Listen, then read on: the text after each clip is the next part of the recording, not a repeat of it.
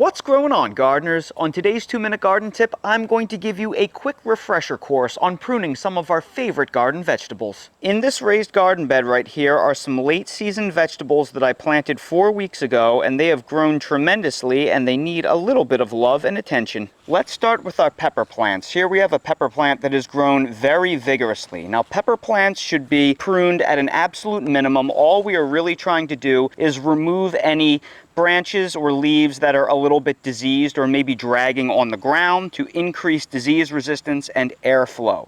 So I'm simply going to remove anything below the first few large branches that are showing a little bit of disease.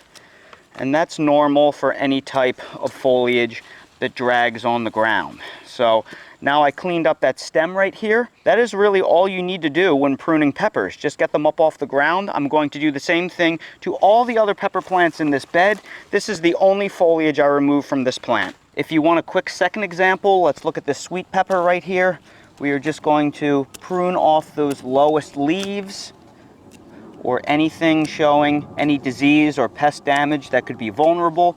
And that's it. We just made this trunk of the pepper plant clean to about the first 6 or 8 inches off the ground up to the first branching node, and other than that we don't really want to do anything else. Now we are going to work on pruning our tomato plants. Same concept as peppers. We want to prune tomatoes as little as possible. Pruning tomatoes does not create more fruit, it creates less. You cannot get more fruit on a smaller plant. The more you prune a tomato, the less fruit you will get. So you must prune them as little as possible, especially determinate varieties like this, because you need them to be as bushy as possible to make fruit. So all we are going to do is prune to maximize airflow and remove any diseased leaves. That is the only time you want to prune tomatoes. Other than that, the less you touch, the better the plants will do. So again, I'm just going to remove those few branches that are dragging on the ground.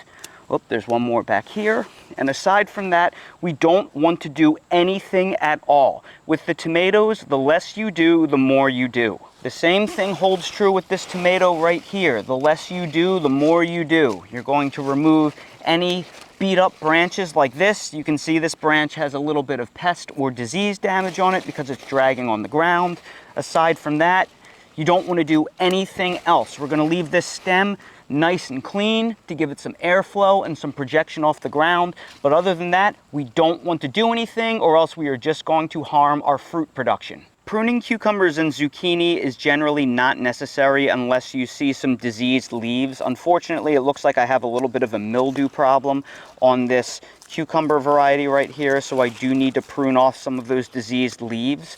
But aside from these diseased leaves that are showing the spotting, there's really nothing I'm going to have to do with this. I will have to spray this and treat it with a fungicide to prevent any further spread, however, because it's still a little bit warm and humid here in the very beginning of September on the southeastern coast of North Carolina. So now all the tomatoes and peppers on this side of the raised bed have been pruned appropriately, and I also tied them up with string to get them up off the ground. Getting them up off the ground is one of the best things you can do to prevent diseases and attacks from insect pests. Then over here, our cucumber plant has been cleaned up and it's flowering profusely, and it is starting to produce its very first cucumbers. And we basically had to do nothing to our zucchini at all. They are pretty self-sufficient at this point. This is a parthenocarpic variety called Dunja that will partially set fruit without pollination. I'm starting to get some really nice zucchini on there, even underneath insect netting. So now I'm going to spray these plants with an organic fungicide and some Surround WP crop protectant, which is the white clay spray that you can see on these plants. And that's really all you need to do